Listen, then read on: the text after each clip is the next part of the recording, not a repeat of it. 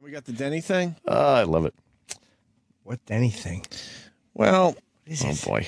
it was brought to my attention that Dennis Falcone, who's now a very little part of the Opie and Anthony show, although he thinks he's a full member. Superstar. He thinks he's a superstar. Yeah.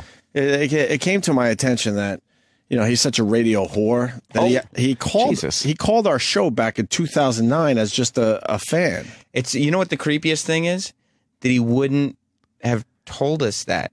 Right. Like, this shouldn't be news. The listeners found it. Gone like, hey, by the way, I called your show. Right. You know what's funny is I called like the second or third time he was on the air. He should have said something. And I got excited, thinking, "Oh my God, this will be a nice little bit for us." I listened to his phone call. It's the most mundane. Who gives a fuck? 30 seconds of audio you'll ever hear. Not a strong caller. No. He called on our last day at K-Rock. He called on our last day at K-Rock, and there was some kind of format flip with another radio station, and he had to call in to give us details about it or something. We were just because we knew K-Rock was going away, and we were talking about stations that would stunt around the country, what they would do to flip formats. Yeah. And I guess you got something technically wrong about a switch in New York, and Denny had to correct that. And we took his phone call.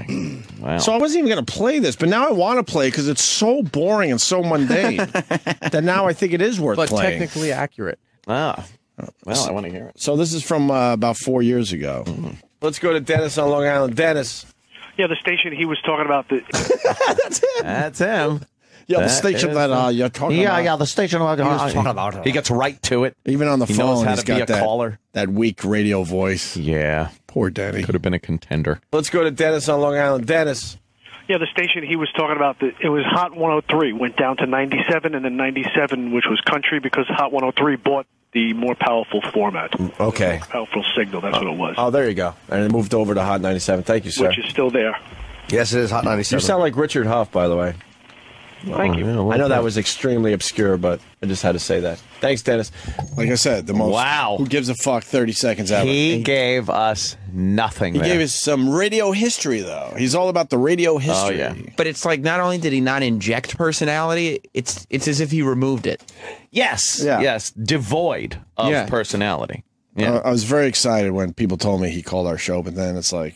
That's amazing, though. The listeners are like, they caught that. Yeah. How the fuck did they even find that? They know more about this radio show than us. Oh, I know. We would lose busybodies. We would lose an O&A Trivia contest to the listeners at this point. Sounds like a bit to me. It certainly does. That's funny. O&A trivia contest with O&A. Against us. Who was on the show yesterday? That's a good one. I'm sitting here like, Michael Che. Mike Che. I had to think about it though for a second. And Meta World Peace on the phone. Oh, Meta World Peace, who I can't wait to get in the studio. Hopefully he'll worked come in. out pretty nicely. Yeah, Wow, I think we can do a little Superfan versus Opie and Anthony. Oh my trivia God, is that challenge. great? Yeah, that is a good one. Yeah. I feel like come up with bits again. It's been 4 years. That's a good fucking. I've been resting. Boy, who would come up with the questions? With the fans or you guys? Fans, I think, should. The fans should come up with the questions. They should be here to do that though, and fucking win well, something. it'll be tough because maybe they could be on the phones and stuff because we talk to the whole country now. So it's more like a stump Opie and Anthony thing? Yeah, or something. Why not? I mean, they Paul give you a McCartney's prize. ex-wife have to do with it. Because it might...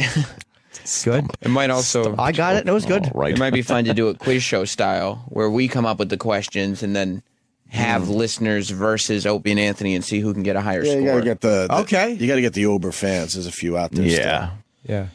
Most of the Uber fans decided to start hating us, but there's a few that still are Uber just fans. Yeah. Yeah. You get the people, I mean, but the people that hate the show, they know more about the show than anyone. Fuckwads. Right. They would win. Yeah. Some guy yesterday on Twitter got all pissy. Yes. It was. Because Jimmy posted the picture of me blowing my nose, huddled in the corner in shame. Right. And some guy decided to look at that picture and say, I think it's hilarious when a rich guy has shit shoes, buys shit shoes. And I was like, you fucking... Gives a fuck what shoes I wear. Not hilarious. Exactly. And you're a guy. It's like, first of all, yeah, you're a guy commenting on my... You give a fuck about what we my wear. shoes, and then it's like, first of all, they're not $300 fucking Jordans or anything, but they're like I don't know, $110 fucking 511 tactical sneakers. You should have called him and said we were burying our son, and you were worried about what I had on my feet. Very good. Very nice. Is that Ordinary People? Of course it is. Yeah. With that twat. Yes, E-Rock. You still got Mary people Tyler yesterday Moore. bitching about your Breaking Bad comments and spoilers. Oh, I know. And it's been days. Yeah, days. Days go by. How long are you supposed to fucking wait? And I understand there are people that are catching up on the entire series, but it's like, It's crazy. The shoe thing is like, yeah. It's what do like, you care for? Well, yeah, what do you fucking care for? Why do you care my dumb shoes? Nah, so I blocked him anyway. Because then he's like, oh, you're a little touchy about your shoes. And he goes, you're touchy about your shoes, huh, Stern? It's like, really? Blocked. Fuck you. It doesn't even make sense. I know, it doesn't make sense. yeah, you don't get your hair done every morning. Oh, well. That's fucking weird. Yeah. Yeah, and then puts headphones on.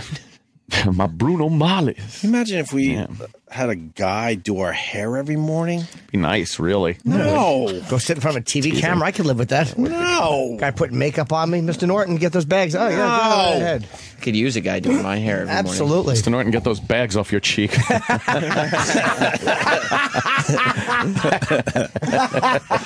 We want to do your makeup, but the fucking testicles are in the way. Very good. You want a guy to do your hair? Yeah. So do I. Our Bud Dwyer. Else or Cowie. Another one, sure. Exactly. The Los Zetas cartel. Fucking Lee Harvey Oswald. I want John Wilkes Booth to do your hair. Sirhan.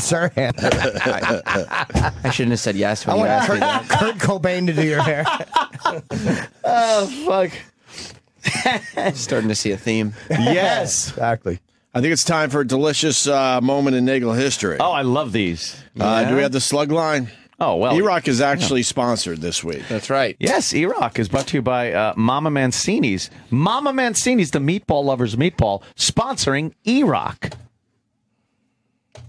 Oh, nice God, the timing was great on that. That was too, good. It would have. man. Yeah, you hit the fucking button. Holy fuck. And nothing happened. You introed it wrong.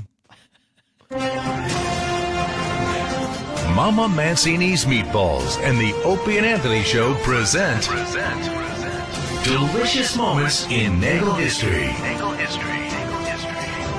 Starring Eric, the Sex Bagel Nagel. Today, we remember Sex Bagel's early attempts at hosting for the Opie and Anthony channel and his inability to avoid schlock. Yes, it is. This is E-Rock along with Danny, Nathaniel, and Travis taking you through 12 hours of the best of Opie and Anthony since coming to XM Satellite Radio. We've got segments of Opie losing his mind, Anthony freaking out, Little Jimmy outbursts, Steve from Yellowstone calls, Ramon promos, Drew Boogie remixes, in-studio guests, O&A freaks, overall show segments, listener submissions, and a whole lot more. Let's start things off with a selection from our first category, Best Show Opener, on the best of Opie and Anthony. Turdtastic, as we continue to celebrate delicious moments in Nagel history. Brought to you by Mama Mancini's. Mama Mancini's, a meatball lover's meatball. Fucking yuck. Wow. Dude, I forgot how horrible that was. That was the schlockiest delivery. Right. Opie and Anthony Show. I didn't know we had a young Ryan Seacrest among us.